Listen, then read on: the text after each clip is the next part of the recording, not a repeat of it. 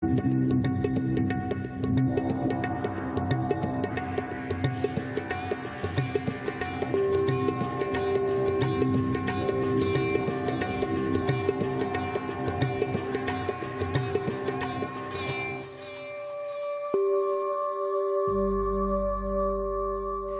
à tous, merci de votre fidélité. Nous sommes très heureux de vous retrouver ce dimanche matin pour la seconde partie de notre entretien avec Sa Sainteté Saccatrisine que nous avions eu l'immense bonheur de rencontrer l'été dernier en Dordogne. Je vous propose de découvrir sans plus attendre la suite de cette émission consacrée aux commentaires du texte fondateur de Jetsun Dragpa Gyaltsen, S'affranchir des 4 attachements.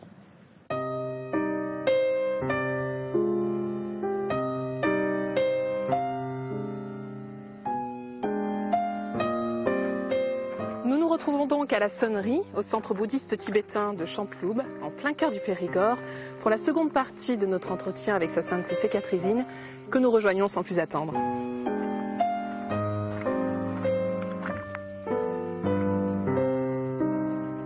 Votre Sainteté Saccatrisine, bonjour. Bonjour. Et merci d'être avec nous aujourd'hui. Alors, je rappelle que vous êtes l'actuel détenteur du trône Sakya, l'une des 4 écoles majeures du bouddhisme tibétain, et que vous êtes ici au centre de Chantloub en Dordogne, car vous donnez des enseignements sur le thème « S'affranchir des 4 attachements » selon Jetsun Dragpa Gyaltsen. Alors, je rappelle ce texte qui tient en 4 lignes. « Si tu es attaché à cette vie, tu n'es pas un véritable pratiquant spirituel. Si tu es attaché au samsara, tu n'as pas le renoncement. Si tu es attaché à ton propre bien, tu n'as pas la bodhicitta. Si l'attachement est présent, tu n'as pas la vue. » Alors, pourquoi tout d'abord votre sainteté est-il si important pour un véritable pratiquant d'abandonner ses attachements?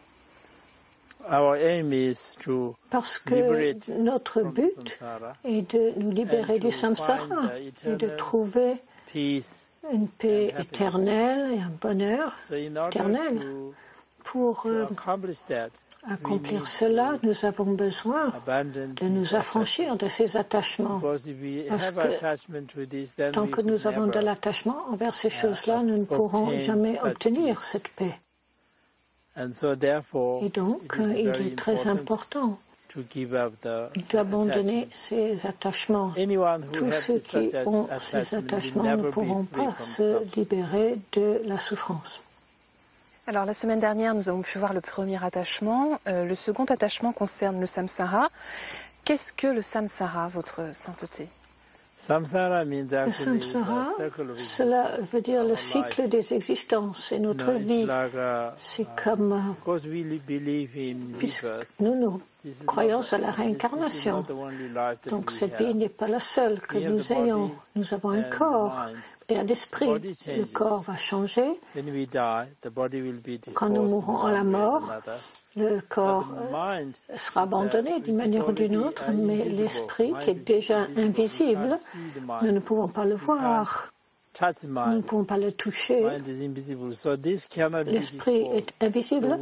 Il ne sera pas abandonné de la même manière que nous allons abandonner le corps. L'esprit ne va pas disparaître. Le corps disparaîtra, mais l'esprit ne disparaîtra pas. L'esprit devra donc continuer. C'est comme une roue. La roue fait un tour, mais ça ne s'arrête pas. Et après, ça fait tourner une deuxième fois et on recommence une autre vie. Et ça continue de cette façon-là. On appelle ça donc le cycle ou le cercle des existences.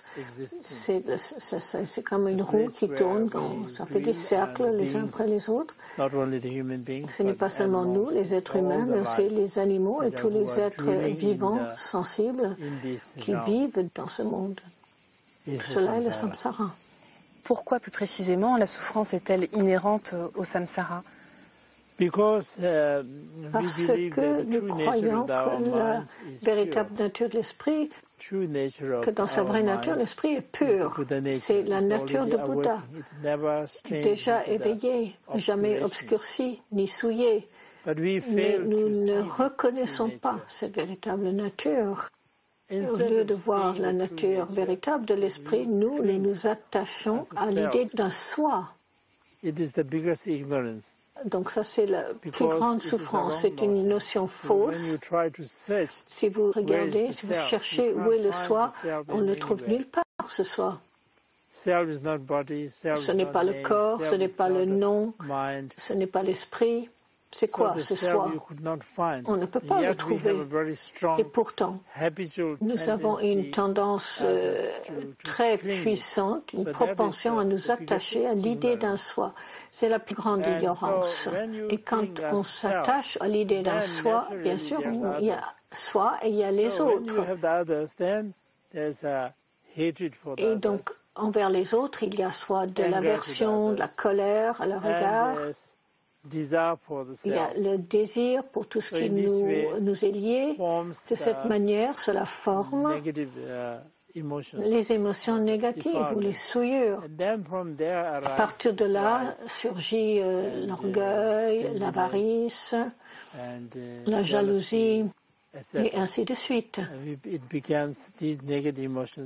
Toutes ces émotions négatives donc, se mettent en place et sous l'influence de ces émotions négatives, on agit donc des actions physiques, verbales, mentales, ce qui crée dans ce que nous appelons dans le bouddhisme le karma, c'est-à-dire des actions. C'est comme des graines que l'on plante dans une terre fertile. Cela va produire un résultat, et le résultat, dans ce cas, c'est la souffrance. Alors, dans son commentaire, Dragpa Gyaltsen nous donne quelques conseils, comme réfléchir sur les mots de l'existence, et il nous dit entre autres, observe les changements dont tu es témoin parmi les hommes. Qu'entend-il par là? Toutes les choses composées sont impermanentes. Toutes les choses composées finissent en quatre choses, en quatre termes. La fin de l'accumulation, c'est la séparation. Là où l'on se réunit, on se sépare. Chacun part dans une direction différente. La fin de l'accumulation, c'est l'épuisement. On peut accumuler les puissances, le pouvoir, les positions. Cela ne reste pas. Tout cela disparaît, comme les grands empereurs et les empires dans le passé. Il ne reste rien de nos jours. Quelles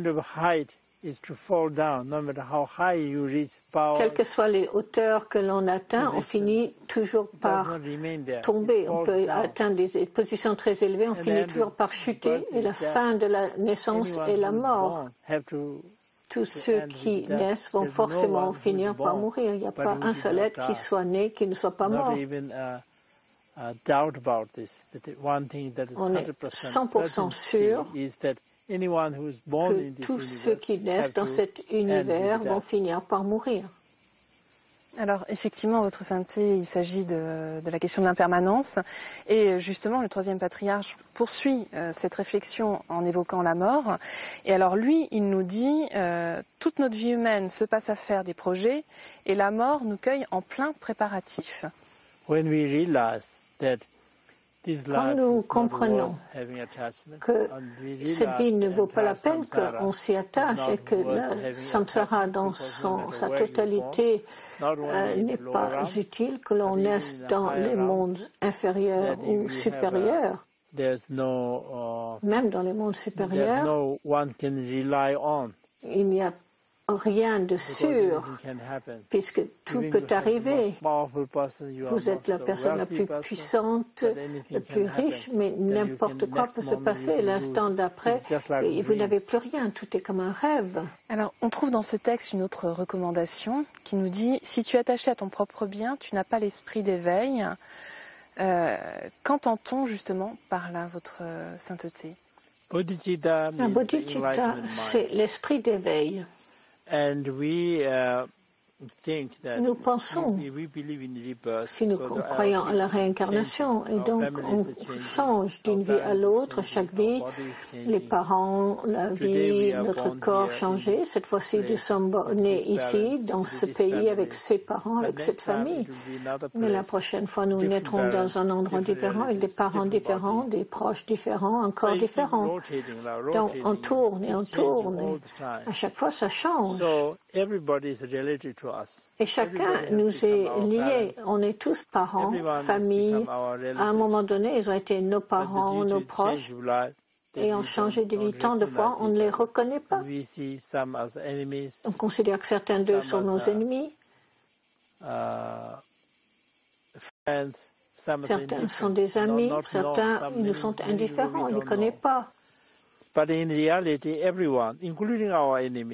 En vérité, même nos ennemis, même ceux qu'on ne connaît pas,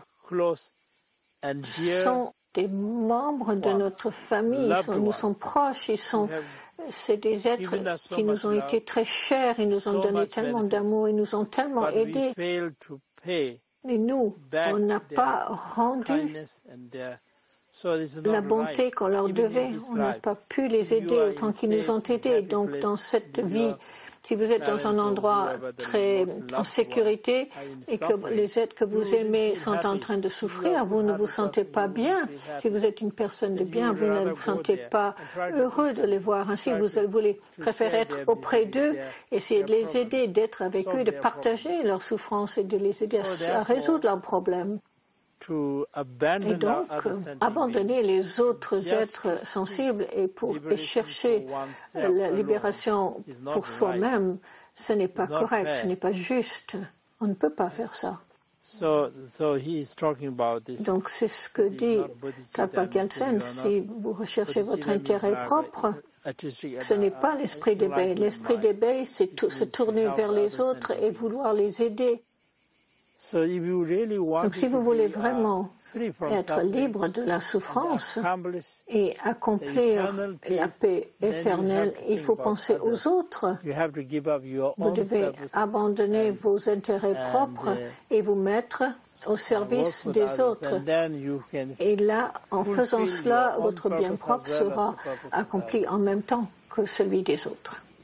Alors, pour terminer cette émission, Votre Sainteté, j'aimerais que l'on évoque le dernier attachement, qui est l'abandon de l'attachement à l'existence du soi. En vous posant une question peut-être naïve, mais et pas forcément simple, mais comment y parvenir? Vous pouvez voir l'exemple du Bouddha. Nous sommes des êtres ordinaires. Depuis des temps sans début dans nos vies antérieures et même dans cette vie, nous pensons toujours qu'à nous-mêmes. Mais tout ce que l'on obtient en se faisant, c'est la souffrance.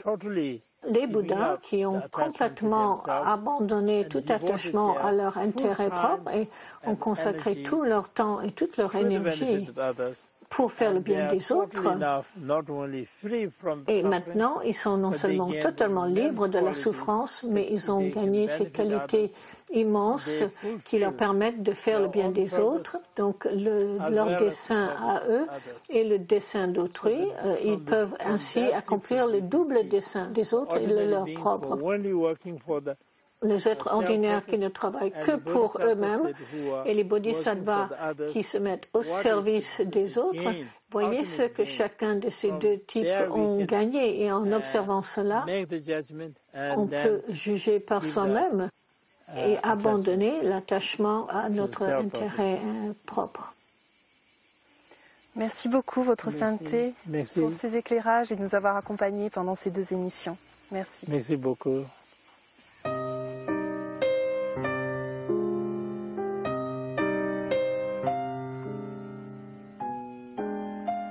Et si vous souhaitez aller plus loin, voici 3 ouvrages que nous vous proposons, tous les 3 publiés aux éditions Padmakara, avec tout d'abord de Nagarjuna, Lettre à un ami, commenté par Kambyo Rinpoché, puis 2 livres de Chapkar, Chapkar, autobiographie d'un yogi tibétain, traduit par Mathieu Ricard et Caris Busquet, ainsi que Les larmes du Bodhisattva, enseignement bouddhiste sur la consommation de chair animale.